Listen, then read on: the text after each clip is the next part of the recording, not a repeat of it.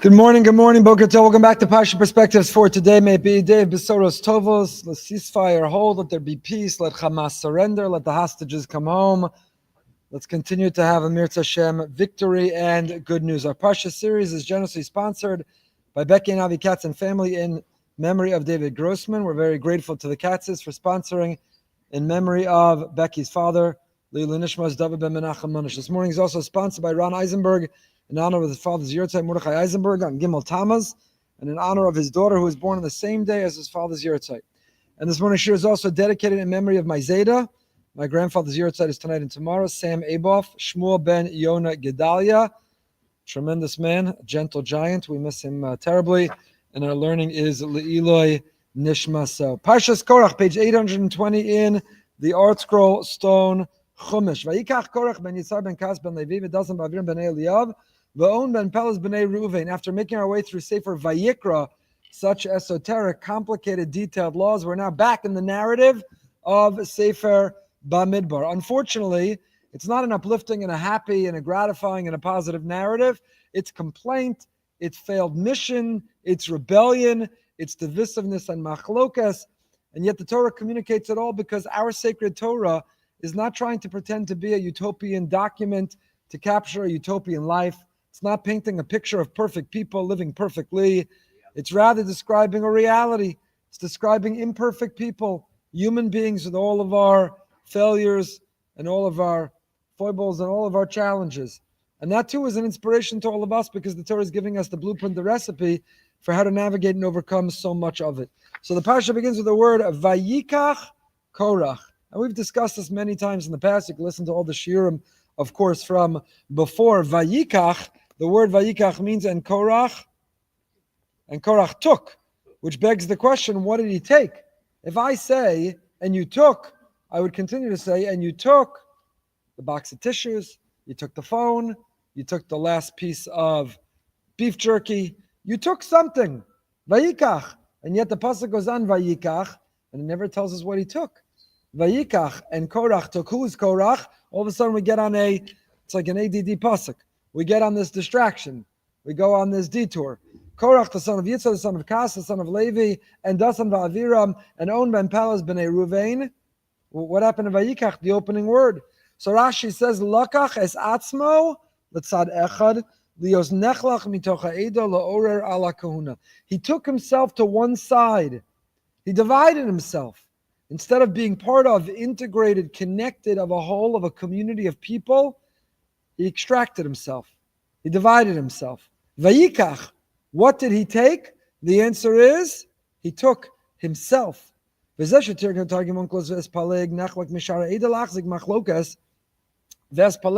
is like a plugta.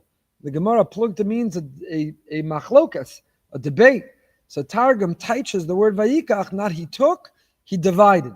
Vayikach means he divided. He divided. In order to hold on to machlokas, lokech uscha laflicha mishar b'nei adam. So says Shmuel Beramam Tifer Shmuel, asking on Rashi, lokech ezatzim l'tzad echad lechora hamachlokes mizora tchila, v'rak achar kach lokech ezatzim l'tzad echad. It's out of order. What happens? First, someone does something to upset you, to aggravate you. You're divided. You have a debate. You have a machlokas, and then an issue arises. There's two ways to see it. Something breaks out, a debate, a fight, an argument in a community, in an institution, God forbid, in a family. So first the machlokas rises, and then you choose a side. You don't choose a side and then have a machlokas. At first he chose a side, and then and then he had a debate, a disagreement. He accused Moshe and Aaron of usurping, of taking the kahuna. It's out of order. First there's a debate, and then you choose a side. You don't choose a side and then have a machlokas. Azay fragt the Tifer Shmuel, that is the question. V'yishlamar says the Tifer Shmuel, demiyad kishehikvid Korach amasha mina Moshe Rabbeinu el tzafan benu zev hirgishla ba'achtas in Moshe Rabbeinu. That is exactly how it works. The very question is the insight. We said first you see there's a debate, there's an issue, and you choose a side, but it's not true. Sometimes you choose a side. The other person so bothers you. The other person is so different than you. the other person you so recoil or withdraw from, lakach atzmo tzad echad, all you know is, I can't stand them. I'm in a debate with them. What's it about? We'll figure it out. What am I upset about? What am I outraged over? What am I arguing about? I don't know. We'll figure it out. But all I know is I disagree with them. I have nothing to do with them. All I know is they're wrong. They're wrong. As kol ma shenasa achar kach hu ra zeh be'ayin ra, v'dano solachova. So after Moshe appoints Elitzaphan ben Uziel, and he says, I want nothing to do with those people. What am I upset about? What am I disagreeing about? We'll figure it out afterwards. But all I know is, the first thing is, I disagree. And you see this today in our time. The level of hyper-partisanship is insane. So what happens is nothing's getting done in the government here in America. Why? Because all I know is they're a Republican, I'm a Democrat. I'm a Republican, they're a Democrat. All I know is, whatever they say, I disagree with. Then I'll hear what they have to say. Not let me hear, and maybe we agree, maybe we disagree. How can anyone not see it as an outrageous success to obliterate Iran's nuclear program and not go to war? All everyone should be saying is Yashar Koach. It's an outrageous success. But if you're on the other side of the aisle, you have to say, no, he usurped his powers. He had to go to Congress. He violated an act. And by the way, the same was true in the other direction, depending on who's in office. So when the Democrats are in office, the Republicans said they usurped their power. They had to go to Congress. Instead of looking and saying, we're united, we have this in common. This was a goal. This was an achievement. Yashar Koach, congratulations. There's a hyper-partisanship that exists in this world. First, I'm in a machlokas. You're the other side of the aisle. You're the other side. Now, what are we arguing over? We'll figure it out. We'll figure it out. All I'm confident, all I know is one thing. We disagree. What's the issue? I don't know. We'll find out. I just know we disagree. So you see that where does machlokas begin? You can have healthy disagreement. Any topic that comes off. We have a fantastic program started after COVID called Off the Record. After the 9 o'clock minyan, we sit, we make l'chaim, we have kiddush, we bring up a controversial topic, and it's a chance not for the rabbis to speak. Everyone can voice their opinion. And it's a beautiful, beautiful conversation. It's an outstanding, smashing success. And people disagree. They disagree vociferously and vehemently and passionately. And then they drink l'chaim and eat shalent and say we're one community, we're one people. There are legitimate things to disagree about. But the question is, are you having a legitimate disagreement, but really you're united? Or are you divided, and now you find that you disagree about everything? You see that the beginning of machlokas, of a pernicious, negative, destructive debate, is to first see yourself as shnei tzadim. In other words, you have a shul board, and there's a policy that has to be debated. So do you say, let's start with this. We're all invested in the well-being of our community. We're all equally committed. We all equally care about the well-being of our community. Now we can have a healthy discussion how to pursue that. What should the policy look like? But really, we're united. There's no other. You're not the other side. We're united. But when it begins with you're the other side, Vayikach Korach lakach es atzmo l'tzad echad. When you live a life of us and them, there's the other side and me. And now later you fill in what you're arguing about. That's how you get to destructive machlokas, devastating machlokas. Kisheosim atzmo l'shnei tzadim shu tzad echad v'achar tzad sheni ze aschal shemachlokas rachman l'tzlan. V'zeu kavanas Rashi vayikach. And that's what Korach said, Vayikach, Shemiyad shekorach lokach atzmo tzad echad, lo hirgish kachabura achas and Moshe Rabbeinu. If he said, Moshe, you're my cousin, no, let's go out. Let's have some sushi. Let's talk about what's going on. You're my cousin. I love you. We equally care about the future of the Jewish people. I've got some concerns I want to share with you. In the end, we're united and we love each other. But when it starts, Vayikach letzad echad, you're the other side. I can't talk to you. I can't break bread with you. I can't give you shalom aleichem. You are the other side. Zeu yisod machlokas. Because really, it should be the opposite. It says in the Tifer Shmuel, when a couple would go meet with her, Shmuel Berenbaum, the Rosh Hashiva, the Mir Brooklyn, to meet with him about shalom bayis. Couple had conflict.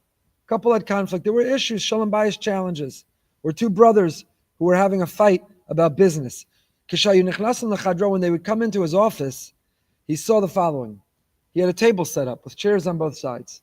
If they sat on opposite sides of the table, he understood the issue. he would say, first one of you move. When you sit next to each other on the same side of the table, I can meet with you, and now we could have a conversation. If you position yourself as opposites, if when you sit down, your enemies, your adversaries, your opposites, letzad echad, you're on other sides, you're divided, you're partisan, then we're never going to break through. But when you can sit on the same side of the table, and what's true, it's important.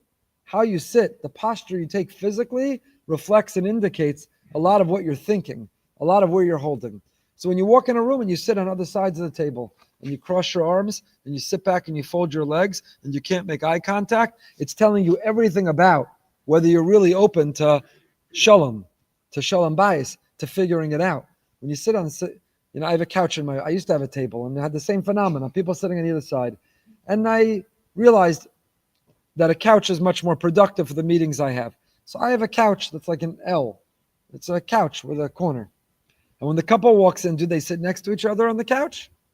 Or do they sit on opposite of the couch?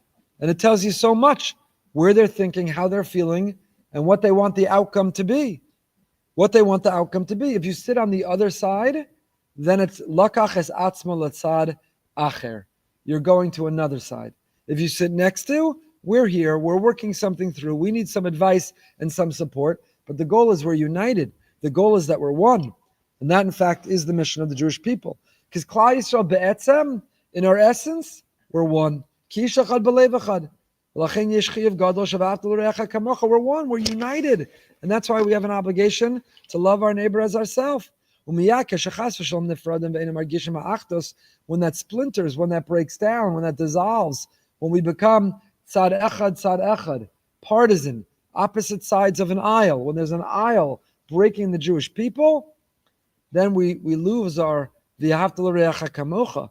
We lose our sense of ki ish echad b'lev echad, and then we're in danger, and then we're in trouble, I wrote an article, I didn't put it out yet, hopefully later today, but my article for this week. I was at a wedding on Sunday, and at the chuppah, we all stood towards the end of the chuppah for the Mishaberach V'Tzahal. Beautiful rendition of it from my buddy Shim Kramer. I haven't been to a wedding since October 7th, and I've been to dozens and dozens and dozens, Baruch Hashem, just since October 7th. I haven't been to a wedding since October 7th that didn't include, maybe it was Tehillim, maybe it was the Mishaberach V'Tzahal, but it wasn't business as usual. An acknowledgement and recognition, a pause on our joy that there's a war going on in our holy land, our brothers and sisters, people on the front line, and certainly this past Sunday, while in the aftermath of the attack on Iran and the uncertainty of what was going to be. And it occurred to me, as America entered the war on Motzei Shabbos on Saturday night, and I stood at that chuppah listening and closing my eyes and adding our own tefillah to the Mishaberach V'Tzahal, I was thinking, in all of America's wars, against Afghanistan, against Iraq, was there one American wedding that was interrupted with a prayer for the troops? In America, was there one American wedding maybe if there was an immediate family member of the bride or groom, maybe. But it's unlikely. Were there many? Were there any American weddings interrupted with a prayer for American troops? And yet, here we are 6,000 miles away, and Jews around the world, wherever they are, can't go on with their simcha if there are Jews in harm's way, because that's what it means. That's what it means to be one. So it reminded me. The Gemara in several places, Yevamos B'Metzia Krisis, the Gemara says, you, Atem, you the Jewish people are Kruyim Adam, you're called Adam, but the nations of the world, the Umas Ha'olam are not called Adam. And read simply, it's a horribly prejudiced and biased statement. Only the Jewish people, are called man, and the other nations of the world, the other non-Jews of the world, they're not worthy of being called Adam, man. Wow, that's pretty harsh. That sounds pretty biased. Rabbi Frand shares a story that has an insight. 1912 in Russia, Mendel Beilis was accused of killing a Christian child and using his blood to bake matzahs, one of the horrible blood libels. And Beilis was put on trial. And the slander and the variations of it were prevalent for many years in Europe, and even, believe it or not, in New York in the beginning of the 20th century. And these were blood libels, and Jews continue. Anyone who accuses Israel of a genocide in Gaza is a modern-day blood libel. The blood libels have a new form, but they still continue. So Beilis' lawyer was very afraid that when they got to court, the opposing counsel to buttress their case as evidence that Jews look at non-Jewish blood as inferior, as less than, would quote this Gemara in no less than 3 places. Yevamas b'Masiach Krisus. Atem kriyim Adam, the Jewish people are Adam, and non-Jews are not Adam. And the lawyer was worried, how will I refute? How will I defend? How will I explain the statement of the rabbis in Beilis's defense? So the lawyer went to go see the Chortkever Rebbe and asked him, how will I respond? The opposing counsel raises this Gemara as evidence that Jews look down on non-Jews, and indeed, maybe Mendel Beilis baked a matzah with non-Jewish blood. How will I answer? So the Chortkever Rebbe said the following. He said, if an Italian was seized and put on trial, we would not witness in a scenario where all Italians were congregating in their churches to pray for the one Italian. And the same can be said about the French, for a Frenchman, or about any other nation, any other ethnicity, any other race. If one were on trial, it wouldn't make everybody gather in their place of worship. They wouldn't gather to rally for that person. They wouldn't pray for him around the world. But when a Jew is seized and put on trial, the solidarity that Jews have towards one another is that Jews around the world stop and daven for the welfare of that Jew. That's uniquely Jewish. Said the Chortkever Rebbe, that's the pshat. You see, we have many words in Hebrew for man. Ish, anashim, gever, gvarim. Every synonym that we have for man has a singular and a plural. How do you say Adam in plural? You can't and you don't, because there is no plural. It's Adam for the individual and the plural, because the only people on earth who interrupt their weddings, all of them, to pray for people and soldiers on another side of the world are Klal Yisrael, are Am Yisrael. Mika Amcha Yisrael Goy Echad Ba'aretz. This is something that is uniquely special, uniquely Jewish, and that's what the Gemara means. Atem kriyim Adam, you're the only ones that could be used a word that has no plural because you're so united. It's not knocking, it's not prejudice, it's not bias, it's not saying non-Jews are inferior. It's a phenomenon, and it's a 100% true phenomenon. The only people on earth that interrupt their lives wherever they are because a Jew is in trouble are the Jewish people. Atem kriyim Adam, and that's the opposite of Vayikach Korach. Vayikach Korach was so dangerous, so catastrophic, so destructive, because Korach was introducing this notion of Vayikach, Lakach Asma L'tzad Echad. Jews are ever on another side? We might be having a healthy debate, but we're never on the other side. We're always on the same side. A couple can have a healthy debate about what to do in a particular circumstance, but they're always on the same side, the well-being of their family. And Korach introduces this notion of Vayikach, of being taken and going to the other side. And when you go to the other side, that was incredibly, incredibly dangerous for the Jewish people. Shmuel Berenbaum, a second piece of Shmuel Berenbaum, continues.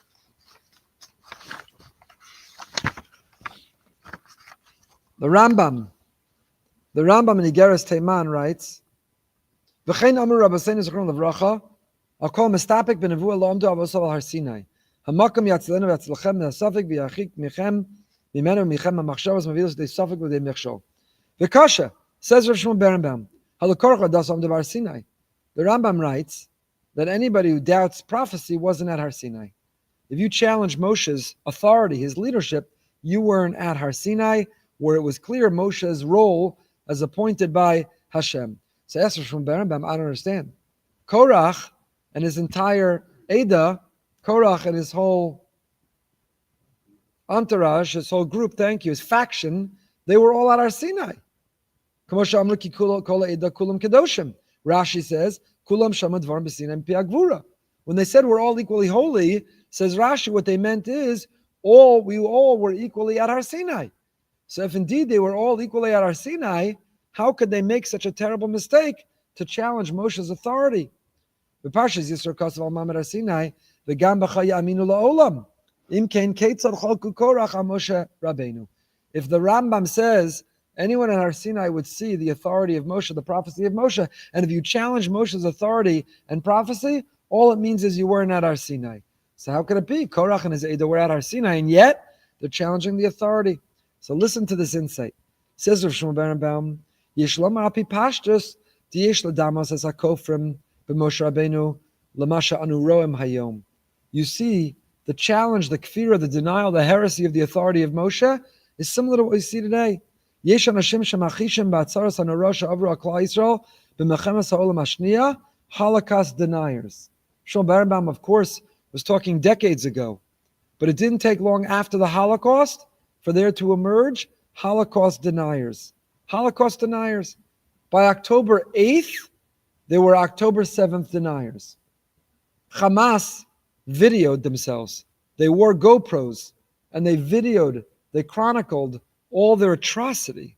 It's undeniable, the record, aside from the testimony that we have. And yet, by October 8th, there were October 7th deniers.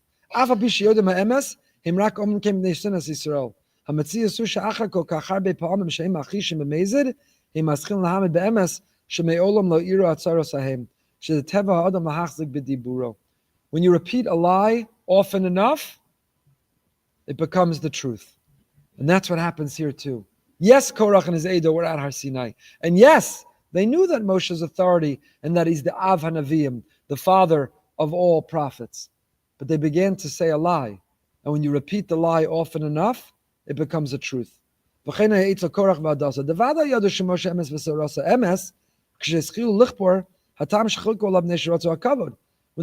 said about Moshe, who is he? What's his authority? Who put him in charge? They knew he was in charge. What they really meant was, we want honor, we want distinction, we want power.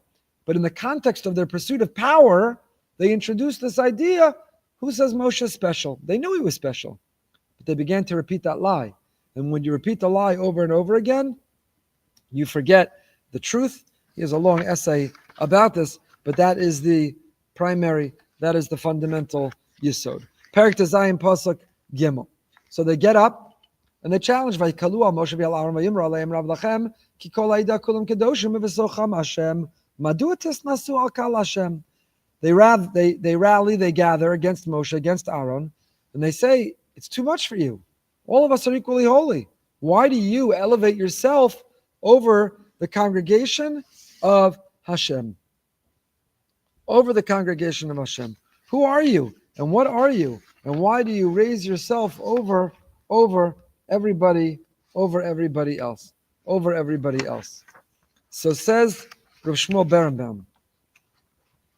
Madu, we're going to see other commentators today, but we got a few Tifer Shmuels. Im lakachta ata malchus lo yelacha levar la'achecha kahuna. You know, you got to have a division of powers. You took malchus, royalty. Why'd you make your brother the Kohen? So Yivra Hashem Muhammad Sasam Misa Shlo Kameis Ba'adam Arheina. And Moshe says, what's his response? If you keep reading the rest of this parak, Moshe says, Bezos Teidun.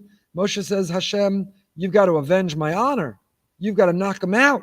You've got to take them out. And Rashi quotes, listen to Rashi. Lahamiso sam b'misa shalomeis ba'adam arheina. Moshe appeals to God and says, Ribbon Shalom, kill them in a way no one has died until now. Wow.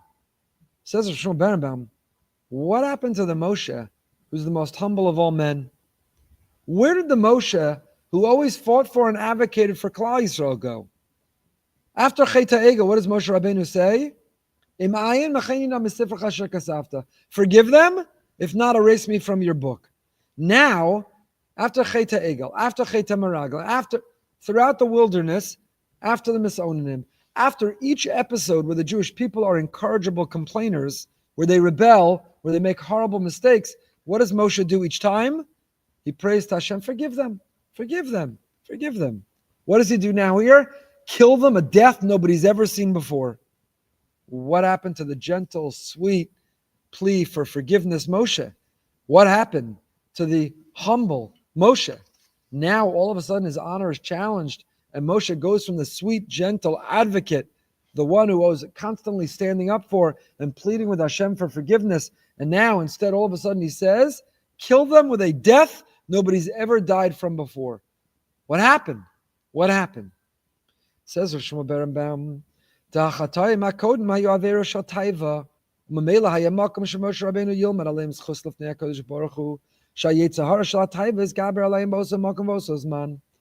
Earlier, all the other episodes of poor judgment, of mistakes, were failures of the Yetzer Hara, of Taiva. They were distracted, they were tempted, they were seduced. The mun tastes no good, we're worried about this. That's not right. The Yetzer Hara distracted them. So the Yetzer Hara, when they panicked because Moshe didn't come back, you could do tshuva for. When the Meraglim gave in to their fear, you could do Yetzer Hara for. You could do tshuva for. When they complained, the Mison Nimra, you could do tshuva for. However, Kan Shabo Lachlok al Nevuas Moshe Rabbeinu, Bizeh Zazuas HaYesoda Shel Olam. They were going to undermine everything. If Moshe doesn't have authority, if Moshe is not reliable and credible and trustworthy, then the whole Torah that Moshe transmitted is undermined. Why do you have to keep Shabbos and kosher? Why do you have to give the Kohen the first Aliyah? Why do you have to be bound by the Torah's rules and regulations? If in fact Moshe has no authority, credibility, trustworthiness, if Moshe was not to be relied on for the transmission of Torah, then you undermine and you compromise, you corrupt the entire Torah, the whole Torah. And they're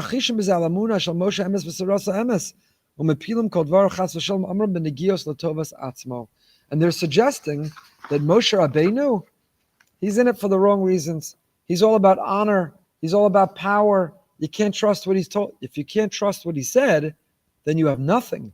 You have no foundation of Yiddishkeit. You have no foundation of Torah. And that's why, says Rav Shmuel Berenbaum, when it came to the other rebelliousness, you could accept their tshuva, you could advocate on their behalf for forgiveness, because they indulged the Yetzer Hara, everyone's human. But this, if you'd indulge it, if you tolerate it, it would undermine everything.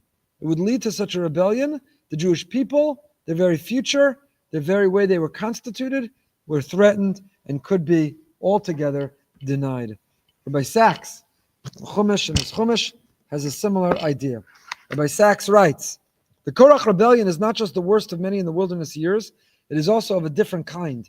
It is not about a problem the Jewish people have encountered, a lack of food or water, or a way through the sea, or the prospect of having to fight a battle against giants.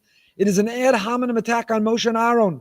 Korach and his fellow rebels accuse Moshe of nepotism, of failure, and above all, of being a fraud, of attributing to God decisions and laws that Moshe has devised himself for his own ends.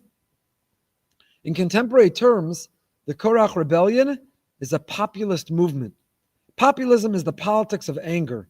It appears when there's widespread discontent with political leaders, when people feel that heads of institutions are working in their own interest rather than that of the general public, people come to feel that the distribution of rewards is unfair. A few gain disproportionately, and the many stay static or lose. Discontent takes the form of the rejection of current political and cultural elites. Populist politicians claim that they, and they alone, are the true voice of the people. Populists stir up resentment against the establishment. They're deliberately divisive and confrontational. They promise strong leadership that will give the people back what has been taken from them. The Ramban is undoubtedly correct when he says such a challenge to Moshe's leadership would have been impossible at an earlier point. The Ramban was dealing with a question. What was the Ramban's question? When did Aaron get appointed the Kohen? Way back when? We read all of Sefer Vayikra. Aaron is anointed. Aaron's elevated. Aaron is preparing and lighting the menorah. Aaron and his sons. Why does it take until now for Korach to begin his rebellion? Right after Har Sinai. Right after Aaron is appointed. That's what bothered the Ramban. You know what the Ramban answers? Korach was smart. Korach knew if he tried to incite a rebellion then, he never could. He never would win. I read a headline this morning that Bibi's thinking about calling elections immediately. Why? After what he just pulled off, a military defeat against Iran beyond anyone's expectations. There was the 6-Day War and the 12-Day War. The 12-Day War is more miraculous than the 6-Day War. What was accomplished and achieved, please God, Be'ezras Hashem Yisbarach. I don't know if he will or he won't, and I'm not weighing in on the politics of Israel, that's for sure. But meaning he senses right now is the time nobody could defeat me. Korach knew, coming off of Har Sinai, the beginning of their journey through the Midbar, nobody is going to take his side if he takes on Moshe. Only in the aftermath of the episode of the spies, when the people realized that they would not see the promised land in their lifetime, could discontent be stirred by Korach and his assorted fellow travelers. They felt they had nothing to lose. Easy to tap into their disappointment, resentment, and fear. What happened after Cheta Egel? This generation was told, you're not making it into the promised land. You're not getting in. And now that they weren't getting in and they had nothing to lose, now that they had a general discontent, now Korach says there's misery and melancholy, there's pessimism and negativity, there's hopelessness and despair. Now's the time to incite a populist rebellion. Moshe wins the argument against Korach, but only at the cost of invoking a miracle in which the earth opens up and swallows his opponents. Yet this does not end the argument. The next day the people gather against Moshe. You've killed the Lord's people. In this kind of confrontation, there is no benign outcome. You can only aim at minimizing the tragedy. There's a warning here to stay far from people, movements, and parties that demonize their opponents. Listen to Rabbi Sachs. I will read that again. There's a warning here. Stay far from people, movements, and parties that demonize their opponents. A healthy culture welcomes argument and respects dissenting views. Resist with all your heart and soul any attempt to substitute power for truth. What a powerful insight. And it really combines all that we've seen until now. Says Rabbi Sachs, Vayikach letzad echad. Any movement that's trying to divide, that's trying to demonize, that's making their opponent the other, stay away from. We're all on the same side. We're trying to figure it out. We're on the same side. We care. We could have healthy debates and disagreements, but we have to be on the same side. Korach went wrong because he took them to the other side. And why now? Because he never would have succeeded earlier. It had to and could only be now, at this time, at this point, at this moment. Parak Pasuk Daled. Vayishma Moshe vayipol al panav. Moshe heard and he fell on his face. Says the Orach Chaim HaKadosh. Why did he fall on his face? Korach gets up, 250 men. He's got a movement. It's gaining speed. And he says, who are you and why you? And by the way, Korach has a very compelling argument. We've spoken about this in the past, so we won't get into it now in depth. But Korach has a very persuasive, very compelling argument. The democratization of Yiddishkeit, of Judaism. We're all equally holy. We're all the same. Who put you in charge? Who put you in control? Who made you special or different? Who gave you all the power? We were all at our Sinai. We all equally heard the voice of Hashem. We're all equally holy. Unlike in other religions, where leaders have to live different lifestyles, the rabbi, the Rosh Hashiva, the men and women in leadership positions in Yiddishkeit, we have no other mitzvahs that apply to it. We're all bound by the same mitzvahs, by the same expectations, by the same lives and lifestyles. So Korach's argument is pretty compelling. It's pretty compelling. So Moshe hears it and he reacts, Vayipol al panav. He falls on his face. Why? Says the Orach Chaim, Neged Masha Moshe misnasim al kal Hashem shekol b'dvarei Moshe v'Aaron keneged Masha nogel Moshe nafal al panav laharos katza achron achna v'shiva nafsho ka'afar haaretz ke'eved ha'mishtachav l'fnei asrara. What was Korach accusing him of? He's so arrogant, such an ego. You need to take everything for yourself. Malchus and kahuna. So Moshe tries to respond. I have an inflated ego. I'm arrogant. He falls on his face. He falls on his face. Onulameid Mikan says it to Shmuel. Heichan igia an vasaso shel Moshe Rabbeinu. Shafa bisha Moshe Rabbeinu hayaborech min hakavod betachlis. Hari amar shlachna biyad tishlach. Hatorah hida alav ish Moshe anav mod mikol adam. Afa pichein keshetanu Korach v'adaso kenegdo. Madua tisnasu al Hashem. Lo rak shemoshe Rabbeinu lo ka'as aleim. Adarabba. Mitoch anvasa gedola nafal al panav. Moshe's immediate reaction, even though the Torah has already testified he's the most humble man of all time, Moshe doesn't say, how dare you? Who are you? How could you? Moshe says, he falls on his face and he says, for a moment, maybe they're right. Maybe I've taken too much for myself. Maybe I'm too arrogant. Maybe my ego's out of control and needs to be in check. Vayipol al panav, he falls on his face. He gathers himself.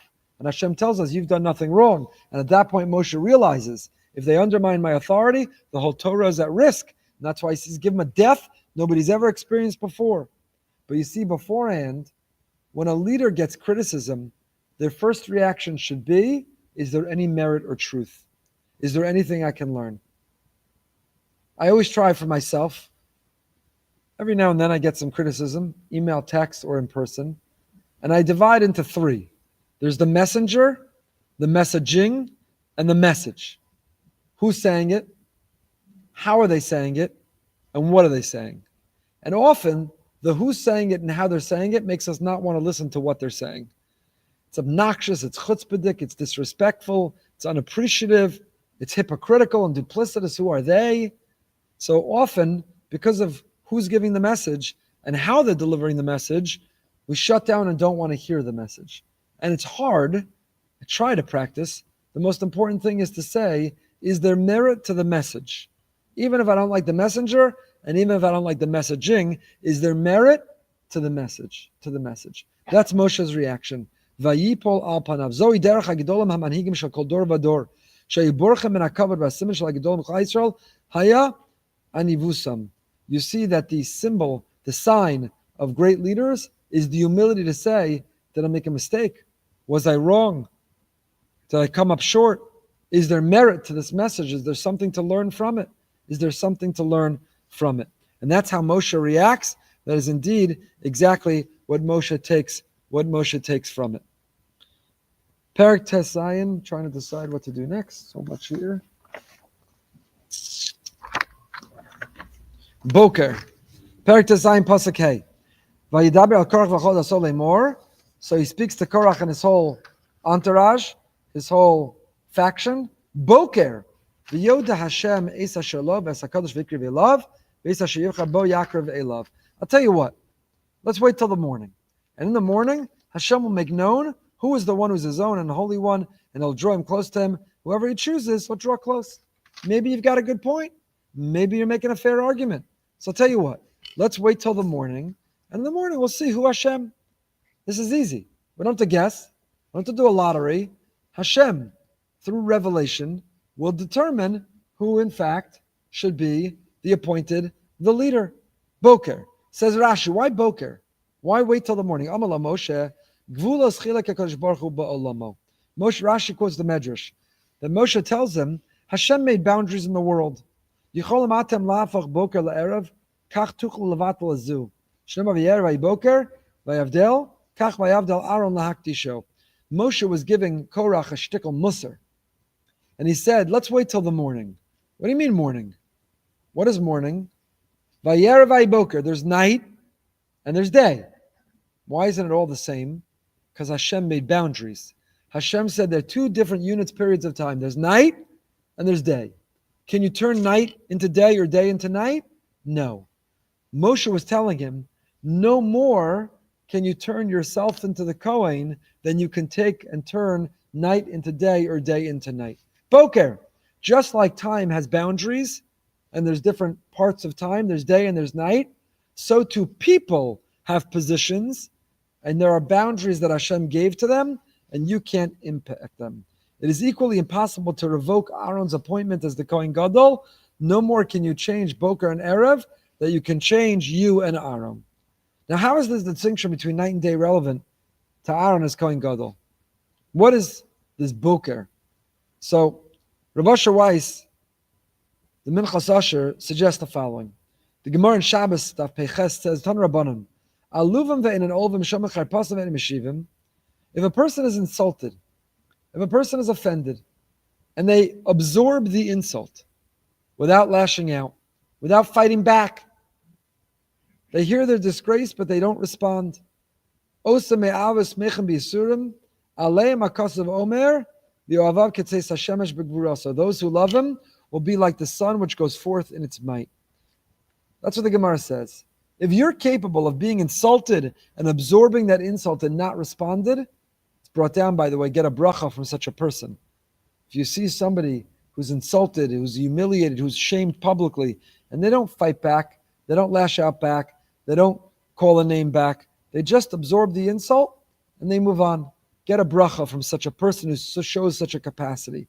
The Pasuk compares such a person like the sun which goes forth in its might. The Ein Yaakov, this commentary on the Ein Yaakov, offers a beautiful explanation. You know, when the world was first created, the sun and the moon were of equal size.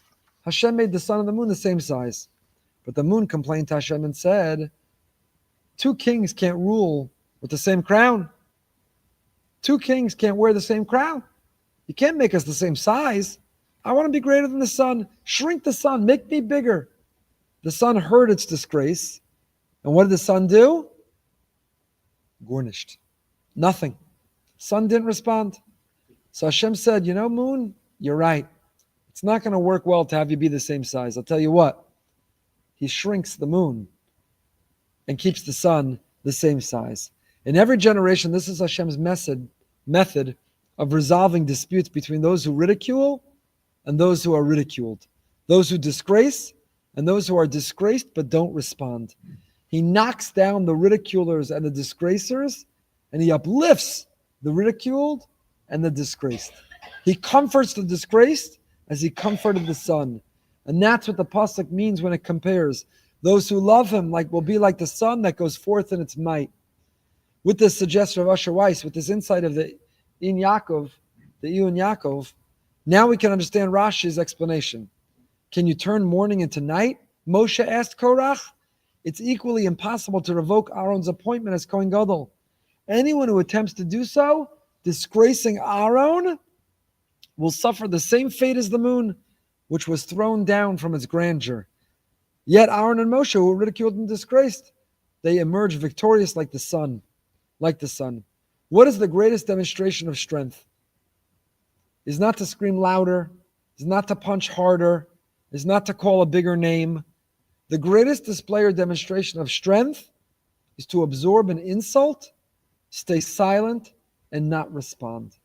The Gemara says in Gittin, when Titus HaRasha entered the Kodesh HaKadoshim and did the unthinkable and unfathomable, he unrolled the Sefer Torah and he did an explicit act with the harlot he brought in there and all kinds of other horrible things.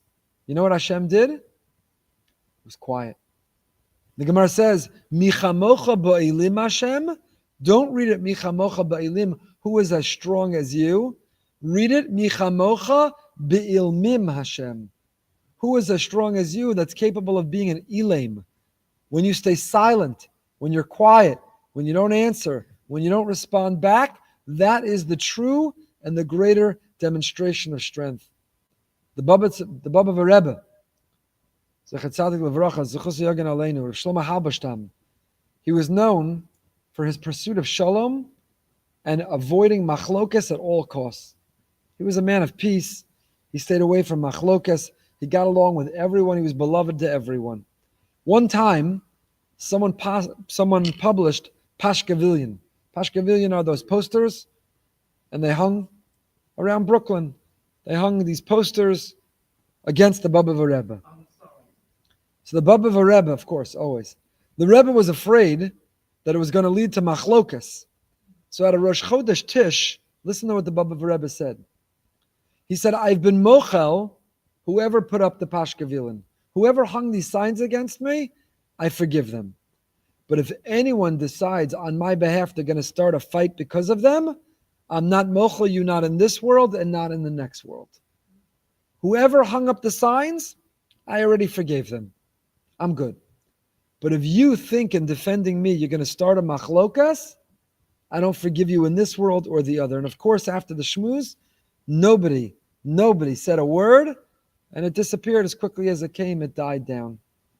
The capacity to absorb the insult, the disgrace, and to carry on. The Zohar says that Hashem's chariot has 4 legs. And the first 3 are Avram, Yitzchak, and Yaakov. And the 4th is David HaMelech. We understand that the Avos HaKadoshim are the first 3 legs. Why is David HaMelech the 4th leg?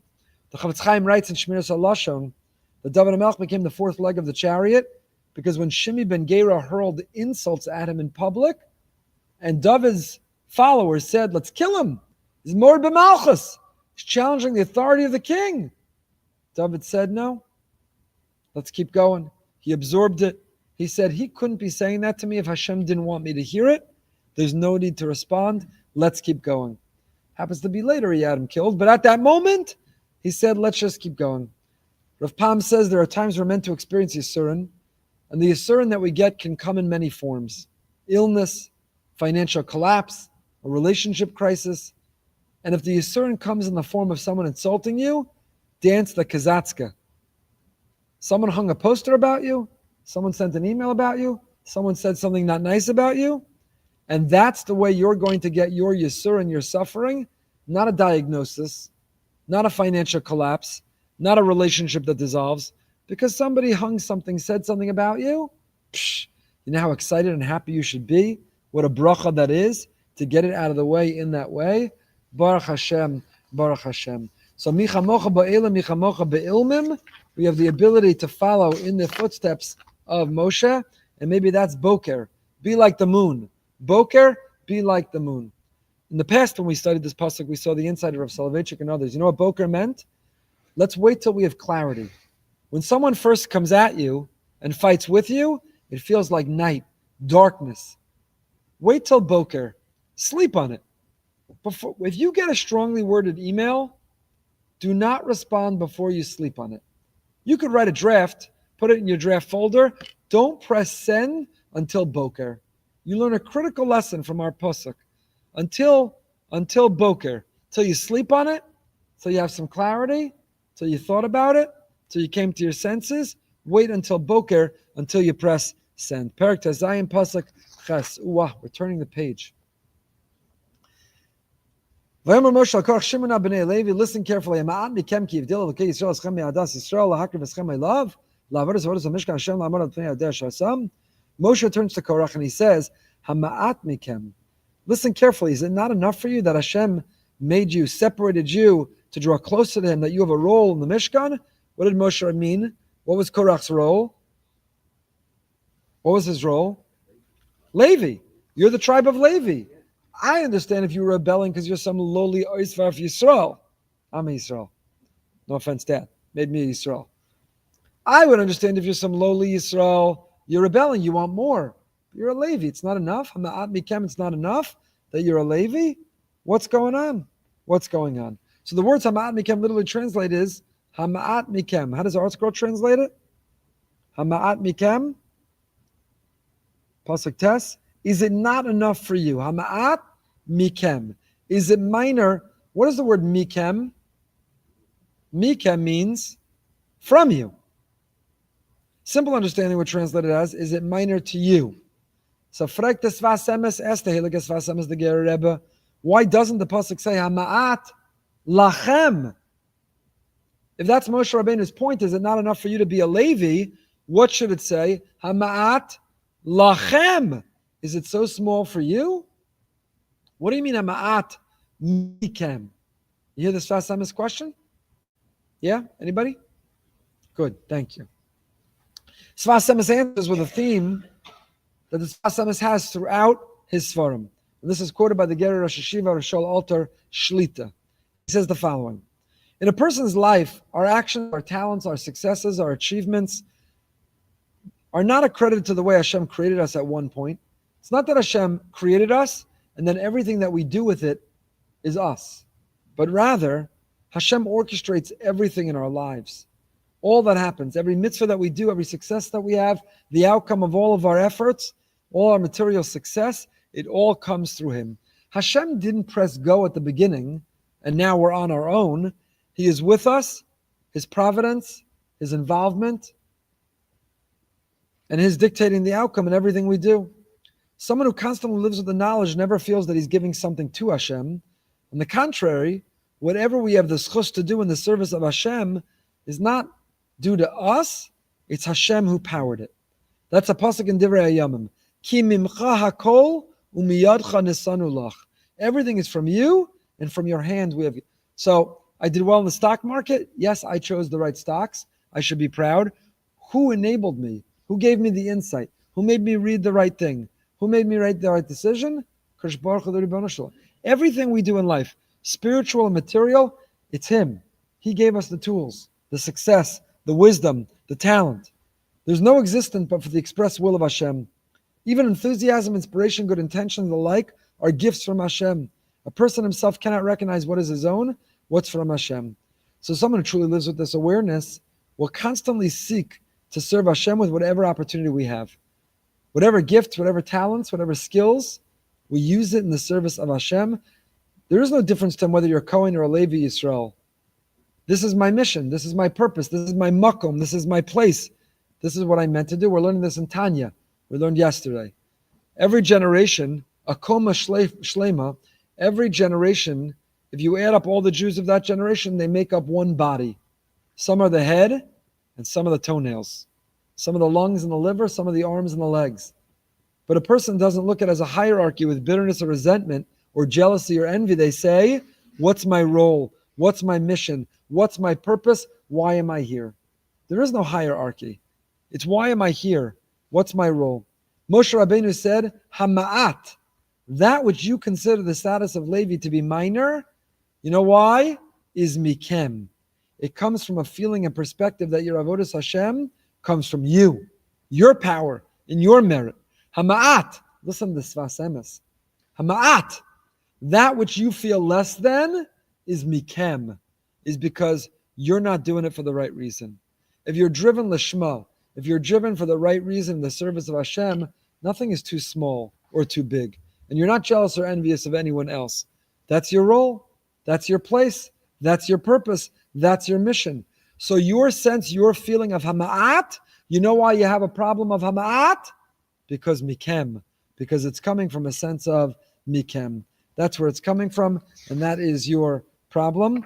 Sholot goes on, but we'll stop that here. Perek Zayin Pasuk Beis. Turning to the next parak. And we have the ground opens, it swallows them up, the response, and so on. Perek Zayin Pasuk Beis. Hashem speaks to Moshe, Emor el Elazar ben Aaron HaKohen v'yarem es hamachtos mibein hasreif v'eish hazor hala ki kadeshu. Say to Elazar the son of Aaron, let him pick up the fire pans from the fire, throw away the flame, they have become holy. And the fire pans of the sinners, they'll make them hammered out sheets, and so on and so forth. So we have the ground opens up and swallows Korach and his Eidah, and then we have further tests of Moshe Rabbeinu intervenes again, and so on. Says Rav Chaim Shmulevitz. Says Rav Chaim Shmulevitz. Emor. So the Meiri on this pasuk, the Meiri writes, Lo ratza kadosh baruch hu lomar ken la'aron atzmo kedei l'lamei derech eretz bekach. Emor el Elazar ben Aaron v'yarem es hamachtos. What does this mean? What's going on in this pasuk? Hashem speaks to Moshe. Speak to Elazar ben Aaron to lift the pans. He didn't want to speak to Aaron himself to teach derech eretz. What's the derech eretz? So Rav Chaim Shmulevitz in the Sichos Musa, Dvarim mafliim, ma makom yesh lachosh lechvodem shel 250 ish makrivi akatoros. The Meiri somehow indicates Hashem wanted to preserve the dignity of the 250 rebellious people. Aleim emor leMoshe, lachein ata v'chol adascha noadim Hashem. Why are you preserving their dignity? Says Rav Chaim Shmulevitz, you see something very powerful from here. That even when someone's wrong, and they've made a wrong choice, and they're coming out on the wrong side, nevertheless, for your sake, not theirs, still act with derech eretz, still care about their dignity. Even you're tempted to say these are rebellious people. They're sowing rebellion. Who cares about their dignity? They forfeited their honor. That's not the Jewish way. Torah is teaching us that person doesn't forfeit their honor. They still deserve it. Even if they've made the wrong choice, we have a responsibility and obligation to treat them still the right way. We have to treat them the right way.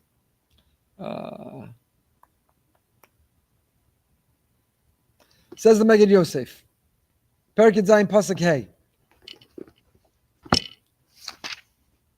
Zikaron l'bnei Yisrael ma'anashit l'krav yishzar shel mizar Aaron l'hakter k'toras l'bnei Hashem lo yeh k'korach hadaso kasher diber Hashem biyad Moshe lo. Torah goes out of its way to tell us that this will be a remembrance. This is a reminder that no one should ever draw close. Don't be like Korach and his assembly, as Hashem spoke about him through Moshe. The Gemara in Sanhedrin Daf Kuf Yud, Amarav, kol hamachzik b'machlokas over balav. If you hold on to machlokas, if you enter machlokas, if you become in the machlokas, you violate a biblical prohibition. Shenemar, Pasuk says, Lo yeh k'korach v'chadaso. Don't be like Korach and his followers. Rav Ashi Amar Roi Litztara Al Kach. A person should be anxious over it. Meshunahu lashon roy lidstara. What does that mean? Im nichsha b'lashon hara az vada yitztara. If you violate lashon hara, so you're going to be punished. You're going to suffer. Im lav lama roy lidstara. And if not, why should you be worried? Why would you be punished? Nira shakam medubar shatem. This is the Megid Yosef Sorotzkin. Shakam medubar shatem nichsha b'lashon hara rakum machzik b'machlokas. Before you speak lashon hara, you just get involved in the machlokas. You take a side. You get caught up. You want to be on the inside. You want to hear everything going on. You know what that's going to lead to? Davar zebarer shemisha machzik b'machlokas b'mukdam b'muchar yikasha b'lashon hara. If you're willing to get drawn into the machlokas, both sides are pulling you aside. Let me tell you, and why they're wrong, and you got to get involved and listen to this, and you won't believe what happened. If you're machzik machlokas, if you allow yourself to get involved, it will inevitably lead to lashon hara. And that's why, what did the Gemara say? Not anyone who's in a machlokas, kol a machzik b'machlokas. The mishapaga b'machlokas v'iznar mimenu. Machlokas tries to get you. Both sides, at shul, WhatsApp groups, they're going to try to draw you in. They're going to try to draw you in. Did you hear this group? They broke away. They're doing this. That happened. Can you believe it? Aren't you going to do something about it? They're trying to draw you in. You have the ability to repel it. You have the ability to push it away, to avoid it. But if you're machzik, if you hold on to it, if you grab onto it, if you're excited by it, it's going to lead to the lashon hara. Says Rav Yosef Sorotzkin, he said, many years ago I knew a Jew who avoided speaking lashon hara like nothing you ever saw. Ayin tova la'akol. He had a positive eye on everyone. All he could see is the good in people. Unfortunately, his daughter got divorced, and she moved back in with her father. And the divorce was ugly, and it was messy, and it led to tremendous machlokas.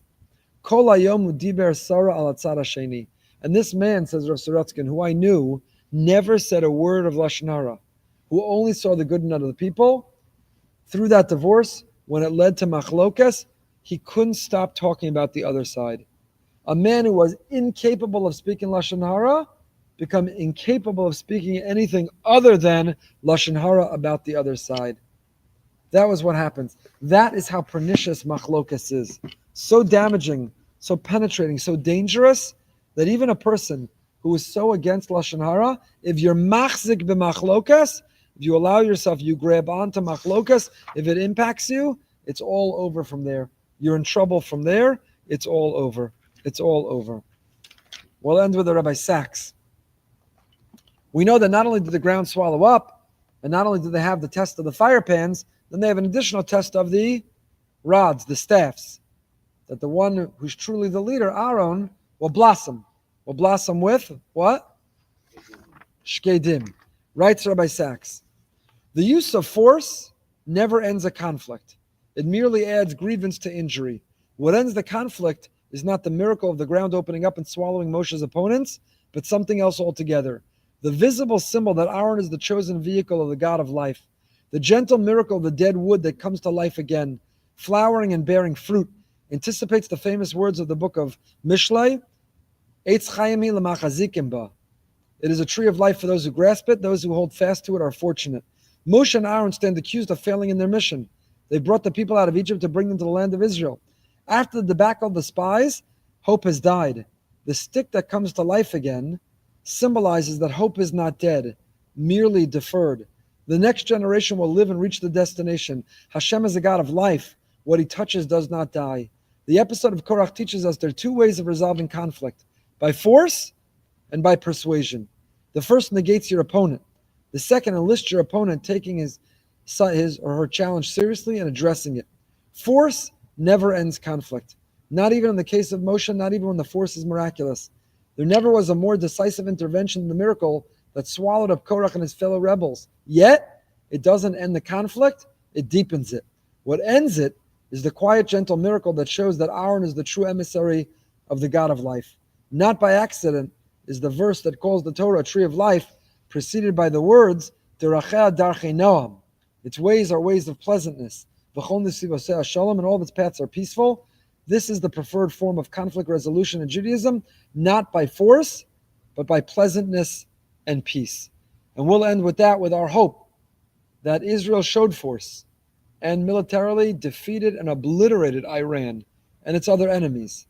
But the real peace is not the military force, it's when the Shkedim blossom. And so hopefully there'll be a blossoming of the Abraham Accords. Maybe now with Iran neutralized, Saudi Arabia and others will join the Abraham Accords. One is to militarily obliterate, but the real miracle is the sprouting and blossoming of peace in a meaningful and a permanent, hopeful way. Wishing everyone a good week and a day. We should hear Besoros Tovos, Yeshuos, V'nechamos.